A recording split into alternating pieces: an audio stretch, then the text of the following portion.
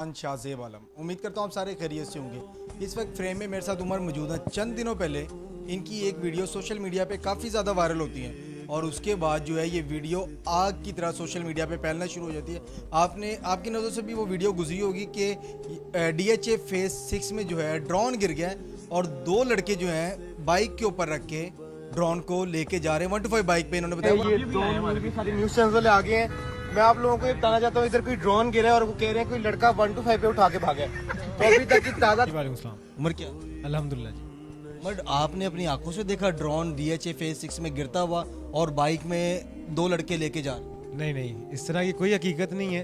ये एक हम लोग दोस्त आपस में मजाक कर रहे थे, जहाँ पे इतना इंतशार वाला माहौल फैला हुआ है कि हर बंदा परेशान हाल है। आपकी बात मैं कट कर रहा हूँ, आप कह रहे हैं मजाक कर रहे थे। आपको पता उस वक्त माहौल कितना सीरियस था, तो आप उसको किस वे में लेके जाए? माहौल जैसा उस टाइम पे था और हमें खुद एक वीडियो, हम लोग उस टाइम DHA फेज़ 5 में थे, खुद एक वीडियो हमें मिली थी कि एक लड़के ने कहा है कि जी यहाँ पे फेज़ 6 H ब्लॉक में ड्रोन गिर गया है। जबकि वहाँ पहुँचने पे वहाँ पे DSNGs भी थी, हमारी पंजाब पुलिस की भी काफ़ी फोर्स वहाँ पे पहुँची हुई थी, काफ़ी तैनात हो गई थी वहाँ पे।